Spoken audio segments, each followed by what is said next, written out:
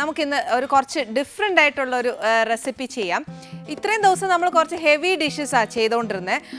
Stuffed ബറോട്ടയും എന്നാ പറയുന്നത് പുലാവും vegetable biryani പോലെയൊക്കെ ഉണ്ടാക്കി. ഇന്ന് ഇച്ചിരി ലൈറ്റ് ഫുഡാണ്. അത് നമ്മൾ ഉണ്ടാക്കാൻ പോകുന്ന 2 തരം കട്ട്ലേറ്റാണ്. ഒന്ന് കൂമ്പ് വെച്ചുണ്ടാക്കുന്ന ഒരു കട്ട്ലേറ്റും ഒന്ന് ഫിഷ് കട്ട്ലേറ്റും. ഇന്ന് നമുക്കിവിടെ കൂമ്പ് വെച്ച് കട്ട്ലേറ്റ് എങ്ങനെ ഉണ്ടാക്കുന്നതെന്ന് നോക്കാം. അതിനുള്ള ഇൻഗ്രീഡിയൻസ് ഞാൻ പറഞ്ഞുതരാം. ഇത് നമ്മളൊരു ചെറിയ വാഴക്കൂമ്പ് കൊത്തി അരിഞ്ഞിട്ട് അതിനകത്ത് എണ്ണ പുരട്ടി വേണം വെക്കാൻ, അല്ലെങ്കിൽ അതിൻ്റെ ആ കറ, അതിൻ്റെ ഒരു നാരെല്ലാം കൊത്തുമ്പോൾ തന്നെ അതിൻ്റെ നാര് വരും. ആ നാരും എല്ലാം മാറ്റി എണ്ണ പുരട്ടി വെക്കണം, അല്ലെങ്കിൽ ഉണ്ടല്ലോ അതിൻ്റെ കറ ചുവയ്ക്കും.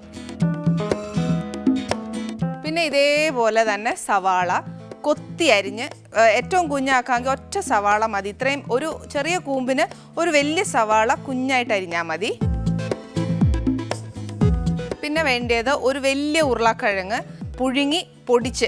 കട്ട്ലേറ്റ് ഉണ്ടാക്കുമ്പോൾ എപ്പോഴും ശ്രദ്ധിക്കേണ്ട ഒരു കാര്യം എന്നാണെന്നറിയോ, ഒട്ടും ഉരുളക്കിഴങ്ങ് സ്മാഷ് എന്ന് പറഞ്ഞാൽ സ്മാഷ് ടു ദ കോർ. ഇത് ശരിക്കും അത്രയും സ്മാഷ് ആയില്ല. ഞാൻ കാണിക്കാൻ വേണ്ടിയിട്ട് ഞാൻ ഇത്രയും പൊടിച്ചെന്നേ ഉള്ളൂ. പക്ഷെ ഞാൻ കുഴയ്ക്കുമ്പം ഇത് ഏറ്റവും നല്ല സ്മാഷായിട്ട് തന്നെ, ഒരു കുഞ്ഞ് കട്ട പോലും പാടില്ല. അത് വന്നാൽ എന്നാ പറ്റും എന്നറിയാവോ, എണ്ണയിലോട്ട് ഇടുമ്പോഴത്തേക്ക് അത് പൊട്ടിത്തെറിക്കും. അപ്പം ഏറ്റവും നല്ലതായിട്ട് സ്മാഷ് ചെയ്തെടുക്കാവോ അത്രയും നല്ലതായിട്ട് സ്മാഷ് ചെയ്തെടുക്കണം. പിന്നെ വേണ്ടിയത് ഇഞ്ചി ഇതേപോലെ കുഞ്ഞായിട്ട് അരിയണം. എരിവ് അനുസരിച്ച് പച്ചമുളക്. ഇഞ്ചിക്ക് ബേസിക്കലി നമുക്ക് എല്ലാവർക്കും അറിയാം ഇച്ചിരി എരിവുള്ള കൂട്ടത്തിലാണ്. അതുകൊണ്ട് പച്ചമുളക് ഇടുമ്പോഴും നോക്കിക്കോണം. ഇപ്പം നമ്മുടെ കറിവേപ്പില എന്ന് തന്നെ പറയണം. കാര്യം അതിനകത്ത് ഒരുപാട് ഔഷധ ഗുണങ്ങൾ ഒത്തിരി ഉള്ള സാധനമാണ്, അതുകൊണ്ട് കളയരുത്. പിന്നെ ഇതിനകത്ത് വേണ്ടിയത് മഞ്ഞപ്പൊടി, കുറച്ച് മഞ്ഞപ്പൊടി ഇടുക. ഇപ്പോഴും ഞാൻ പറയുക, കാശ്മീരി മുളക് പൊടിയാണ് ഫസ്റ്റ് പ്രിഫറൻസ്. ഇല്ലെന്നുണ്ടെങ്കിൽ കുഴപ്പമില്ല, അതനുസരിച്ച് മുളക് പൊടി ചേർത്തേച്ചാൽ മതി. കുറച്ച് ഗരം മസാല, ഈ പൊടികളുടെ കൂട്ടത്തിൽ കുറച്ച് ഗരം മസാല ചേർക്കണം. പിന്നെ വേണ്ടിയത് കുരുമുളക് പൊടി. പിന്നെ ഈ ഇച്ചിരി ഒരു ഇറച്ചിയുടെ ഒരു ഫ്ലേവർ വേണം എന്ന് പറഞ്ഞത് കൊണ്ട് ഇച്ചിരി വല്ല മീറ്റ് മസാലയോ അല്ലെങ്കിൽ ഒരു ചിക്കൻ മസാലയോ ഒക്കെ ഇടുന്നതുകൊണ്ട് ദോഷമില്ല. ഇട്ട കുറച്ചുകൂടെ നല്ല ഫ്ലേവറേ കിട്ടത്തുള്ളൂ, അതുകൊണ്ട് ഇടാം. പിന്നെ ഈ കൂമ്പ് ബേസിക്കലി ഒരു വെജിറ്റേറിയൻ കട്ട്ലേറ്റ് ആയതുകൊണ്ട് നമുക്ക് മുട്ട ഉപയോഗിച്ച് ഒരിക്കലും അതിനെ ബാറ്റർ ഉണ്ടാക്കി വറുത്തെടുക്കാൻ ഒക്കത്തില്ല. അതുകൊണ്ട് എന്നാ ചെയ്യണം, കുറച്ച് മൈദ. പിന്നെ വേണ്ടിയത് ഫസ്റ്റ് പ്രിഫറൻസ് എപ്പോഴും വീറ്റ് ബ്രെഡ് നല്ലതാണ്. മൈദ നമ്മളിവിടെ ഉപയോഗിക്കുക, അല്ലെങ്കിൽ പിന്നെയും ബ്രെഡും മൈദയും കൂടെ ആക്കണ്ട. വീറ്റ് ബ്രെഡ് ആണെങ്കിലും കുഴപ്പമൊന്നുമില്ല, ഹെൽത്ത് കോൺഷ്യസ് വീറ്റ് ബ്രെഡ് എടുത്തോളൂ. പിന്നെ ഉപ്പ് നമ്മുടെ സ്വാദനുസരിച്ച് ഇട്ടേച്ചാൽ മതി. ഇപ്പം കൂമ്പ് കട്ട്ലേറ്റിനുള്ളതെല്ലാം വ്യക്തമായില്ലേ.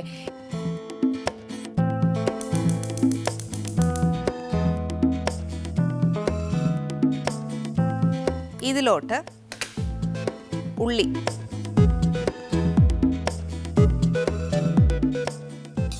ഒത്തിരി വഴറ്റൊന്നും വേണ്ട.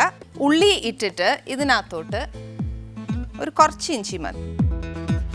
ഇതിനകത്തോട്ട് പിന്നെ പച്ചമുളക്. നമ്മൾ ഇടുന്നത് മെയിൻ ഇൻഗ്രീഡിയൻറ്റ് കൂമ്പാ. അന്നേരം ഈ കൂമ്പിന് എന്നാ പറ്റുന്നതെന്നറിയാം, ഒത്തിരി മസാലാസ് ഒന്നും പിടിക്കാനുള്ള ഒരു എന്നാ കപ്പാസിറ്റി കൂമ്പിനില്ല, ഇറച്ചിയും മീനും പോലെയൊക്കെ. അതുകൊണ്ട് ഇച്ചിരി എല്ലാം ഇട്ടേച്ചാൽ മതി.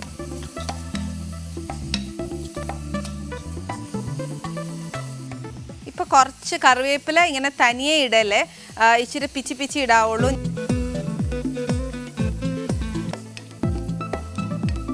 ഈ ഉള്ളി വഴറ്റുന്ന സമയത്ത് നമുക്ക് ക്ഷമയില്ലെങ്കിൽ നമുക്ക് ഇച്ചിരി ഉപ്പിടാം. ഇപ്പം ഞാൻ എന്തായാലും ഇച്ചിരി ഉപ്പിടാൻ പോവാം. അപ്പം നിങ്ങൾ വിചാരിക്കും എനിക്ക് ക്ഷമയില്ലെന്ന് കേട്ടോ, ലേശം കുറവാണ്, അതുകൊണ്ട് ഇച്ചിരി ഉപ്പിടാൻ പോവാം.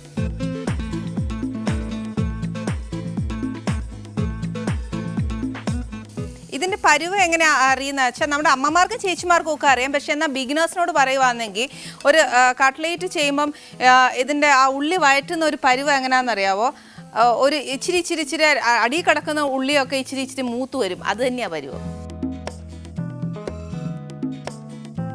ഇപ്പോൾ ഉള്ളി ശരിക്കും നല്ലതായിട്ടൊന്ന് വഴഞ്ഞിട്ടോട്ട് ഇനി എന്നാന്ന് വെച്ചാൽ ഇതിനകത്തോട്ട് ഇച്ചിരി നമ്മൾ അരിഞ്ഞു വെച്ചേക്കുന്ന കൂമ്പ്.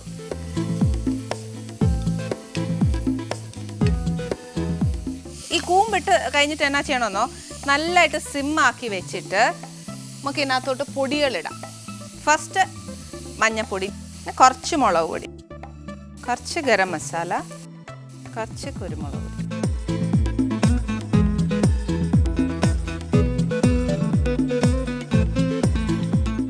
നമ്മളിട്ട കൂമ്പിനകത്തോട്ട് ആ പൊടിയൊക്കെ പിടിക്കണം എന്നുണ്ടെങ്കിൽ കുറച്ച് നേരം വേണം. നമ്മുടെ കൂമ്പും നല്ലതായിട്ട് വെന്തിട്ടുണ്ട്. ഇനി നമുക്ക് ഈ തീ ഫുൾ ഓഫ് ചെയ്തേക്കുക. ഓഫ് ചെയ്തിട്ട് ഒരു ബൗൾ എടുത്ത് നമ്മൾ ഈ വഴറ്റി വെച്ചേക്കുന്നത് അതിലോട്ട് മാറ്റും.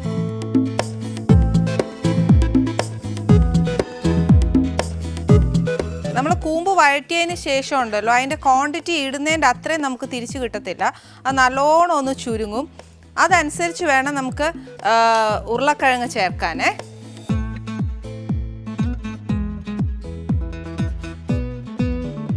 ഈ സമയത്ത് കുറച്ച് മല്ലിയില. ഈ കുഴയ്ക്കുന്ന സമയത്ത് അറിയാം നമുക്ക് ശരിക്കും അതിൻ്റെ ആ ഒരു തിക്നെസ്സും ലൂസാണോ എന്നുള്ളത്. അതായത് നമ്മൾ ചേർത്ത എണ്ണ കൂടുതലാണെങ്കിൽ അല്ലെങ്കിൽ കുറവാണെങ്കിൽ, കൂടുതലാണെങ്കിൽ ഉണ്ടല്ലോ ഒരു വെള്ളത്തിൻ്റെ ഒരു എഫക്റ്റ് നമ്മുടെ കട്ട്ലേറ്റിൽ വരും. അപ്പോൾ എന്നാ ചെയ്യേണ്ടതെന്ന് അറിയാവോ, നമ്മൾ പൊടിച്ച് വെച്ചേക്കുന്ന ബ്രെഡ് ക്രംസ് ഇല്ലേ, അതിൽ നിന്നൊരു ശകലെടുത്ത് ഇതിലോട്ട് ഇട്ടേച്ചാൽ മതി. ഈ കുഴയ്ക്കുന്ന സമയത്ത് ഞാൻ പറഞ്ഞ പോലെ പൊടികളൊക്കെ കുറവാണെങ്കിൽ ഇടാം. അപ്പം നിങ്ങൾ ആലോചിക്കും ഇപ്പം പൊടി ഇട്ടാൽ അത് മൂക്കത്തില്ലല്ലോ എന്നേ. പക്ഷെ ഒരുപാട് ഇടാനല്ല ഞാൻ പറഞ്ഞേ, ഇച്ചിരി ഇടാനാണ് പറഞ്ഞത്. അതെന്നാന്നോ, നമ്മൾ തിരിച്ച് കട്ട്ലേറ്റ് എണ്ണയിലിട്ട് വറക്കുമ്പോഴത്തേന് ആ പൊടി അങ്ങ് മൂത്തോളും. ഇപ്പം ഞാൻ കുറച്ച് ബ്രെഡ് ക്രംസും കൂടെ ചേർത്തപ്പോഴത്തേനും അത് കുറച്ച് തിക്ക് ആയി നമ്മുടെ ആ കട്ട്ലേറ്റിൻ്റെ. ഇനി ഈ കട്ട്ലേറ്റിൻ്റെ ഞാൻ പറഞ്ഞില്ലേ, കുറച്ച് കുരുമുളകിൻ്റെ ഫ്ലേവർ മുന്നേ ആയിട്ട് വന്നാൽ നല്ലയാ. ഇപ്പോൾ കുറച്ച് കുറവുണ്ട്, അതുകൊണ്ട് ഞാനൊരു ഇച്ചിരി ഇടാൻ പോവാം.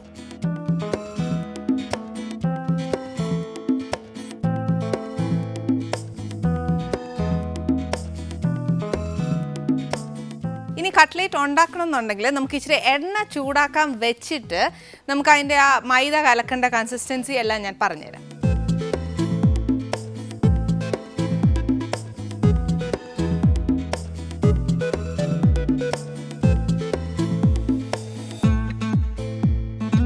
ശരിക്കും ചിലർക്കൊക്കെ ആണെങ്കിലുണ്ടല്ലോ സ്പൂണൊക്കെ വെച്ച് കലയ്ക്കുക ഭയങ്കര എതവാ. ഈ പറഞ്ഞ കൂട്ട് ഞാൻ അത്രയും മിടിക്കൊന്നും ആയിട്ടില്ല, എനിക്ക് കൈ തന്നെ എപ്പോഴും വാക്ക് കേട്ടോ.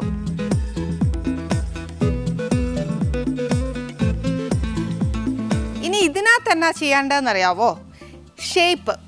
അത് നമുക്ക് എന്നാ ഷേപ്പ് വേണേലും ചെയ്യാം. ഇവിടെ ഇപ്പം ഞാൻ എന്തായാലും ഒരു റൗണ്ട് മതിയല്ലേ, അതാ എളുപ്പം. ഇത് മൈദയിലേക്ക് ഇട്ടിട്ട് സ്ട്രെയിറ്റ് ബ്രെഡ് ക്രംസ്.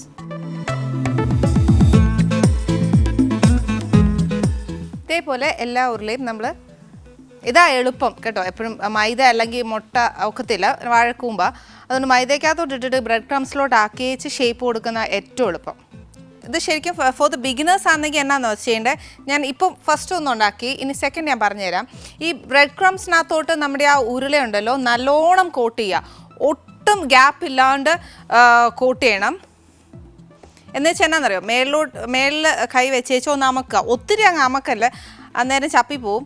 എന്നിട്ട് എന്നാ ചെയ്യണമെന്ന് വെച്ചാൽ ഇങ്ങനെ ചുറ്റും ഇങ്ങനെ ആക്കി എടുത്തേച്ചാൽ മതി. ഇതൊന്നും ഇല്ലെന്നുണ്ടെങ്കിൽ എന്നാ എടുക്കണമെന്നോ, നമ്മുടെ വീട്ടിലൊക്കെ കുഞ്ഞു കുഞ്ഞു പാത്രങ്ങളില്ലേ, ഡപ്പ, അതിനകത്തെ അടപ്പെടുത്തിട്ട് അതിനകത്തോട്ട് വെച്ച് ഇങ്ങനെ ആക്കി വെച്ചാൽ മതി. അന്നേരം റൗണ്ടായിട്ട് തന്നെ കിട്ടും.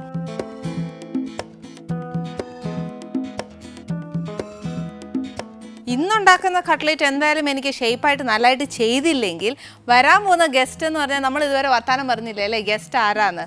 എന്നാ പറയാനാ, ശരിക്കും സാറിനെ പറ്റി പറയുവാണെങ്കിൽ മെലഡികളുടെ രാജകുമാരൻ എന്ന് തന്നെ പറയും.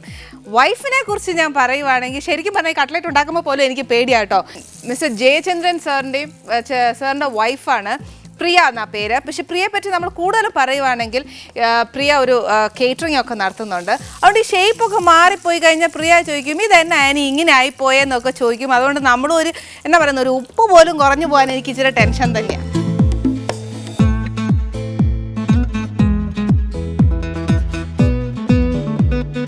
കട്ട്ലേറ്റ് ഒക്കെ വറക്കുമ്പോഴത്തേക്ക് എപ്പോഴും ശ്രദ്ധിക്കണം, നിറച്ച എണ്ണ തന്നെ വേണം. അല്ലേലുണ്ടല്ലോ കട്ട്ലേറ്റ് പൊട്ടിപ്പോവും, ആ ക്രിസ്പിനെസ്സും കിട്ടത്തില്ല. നല്ല ചൂടായ എണ്ണയിൽ വറുത്ത് കോരാൻ തന്നെയാണ് കട്ട്ലേറ്റ് ഒക്കെ ഏറ്റവും നല്ലത്.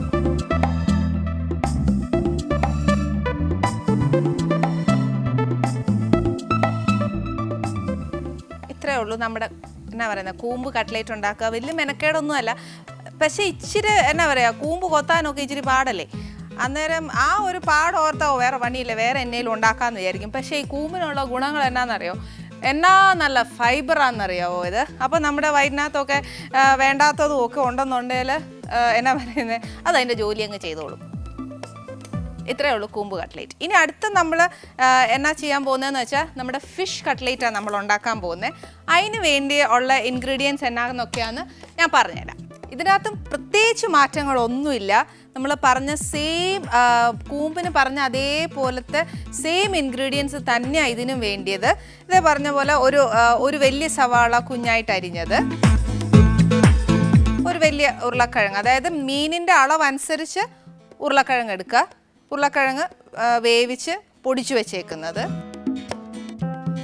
പിന്നെ ഈ മീൻ ഏതായാലും കുഴപ്പമില്ല.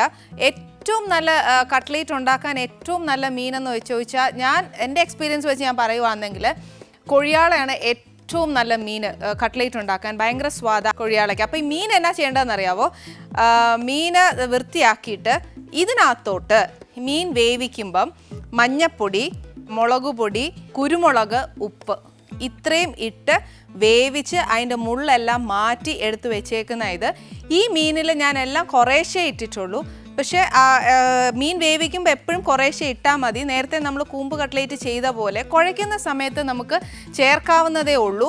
അതുകൊണ്ട് ഇതിനെ വേവിക്കുമ്പോൾ മീനിൽ പിടിക്കാനുള്ളത് മാത്രം ഇട്ട് വേവിച്ച് വെച്ചാൽ മതി. പിന്നെ മല്ലിയില കട്ട്ലേറ്റിന് എത്രയായാലും ഫ്ലേവർ വരണം.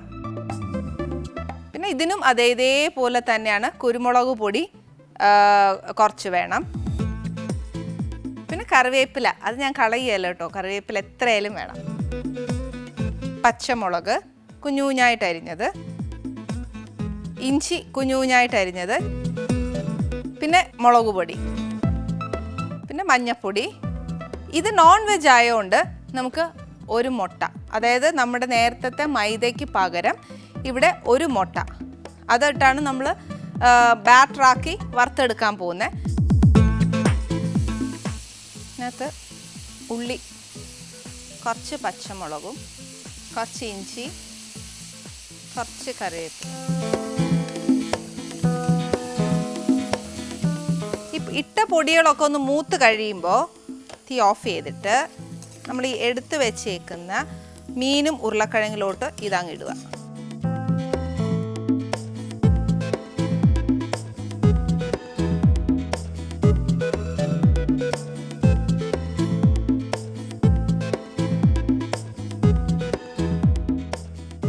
മീൻ കുഴച്ചതിൽ എനിക്കിപ്പം ഒത്തിരി വെള്ളം പോലെ ആയിട്ടില്ല, അതുകൊണ്ട് എനിക്ക് ബ്രെഡ് ക്രംസ് ഇടേണ്ട. അപ്പം പിന്നെ ഉരുളക്കിഴങ്ങ് ഇടുമ്പോഴും എപ്പോഴും ശ്രദ്ധിച്ചോണം. ഈ ഉരുളക്കിഴങ്ങിനകത്തും ഈ പറഞ്ഞ കൂട്ട് നമ്മൾ മീൻ കട്ട്ലേറ്റ് ഉണ്ടാക്കുമ്പോഴത്തേക്ക് കുറച്ച് ലൂസായിട്ടുള്ള ഫീലിംഗ് വരാതിരിക്കാൻ ഉരുളക്കിഴങ്ങ് എത്രയും കുറച്ച് ചേർക്കുന്ന ഏറ്റവും നല്ലത്. ഷേപ്പ് ഇപ്രാവശ്യം ഞാൻ ഓവലാക്കാൻ പോവാ. നേരത്തെ നമ്മൾ റൗണ്ട് അല്ലേ, അപ്പോൾ ആലോചിക്കും എനിക്കിത് രണ്ടുമേ അറിയത്തുള്ളൂ എന്ന്. സത്യവും അത് തന്നെയാണ്.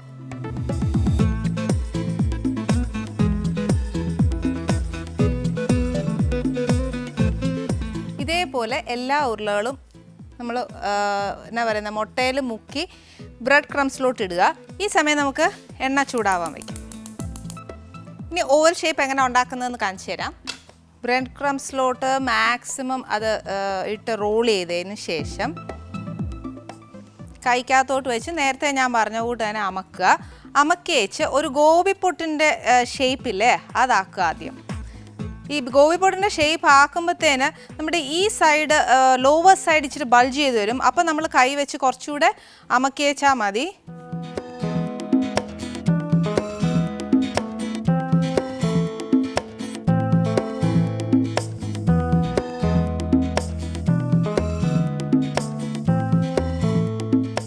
ഇതേപോലെ ബ്രൗൺ ആവുന്ന കട്ട്ലേറ്റ്സ് നല്ല ഡീപ്പ് ബ്രൗൺ ആക്കി അങ്ങ് എടുത്ത് വെച്ചാൽ മതി.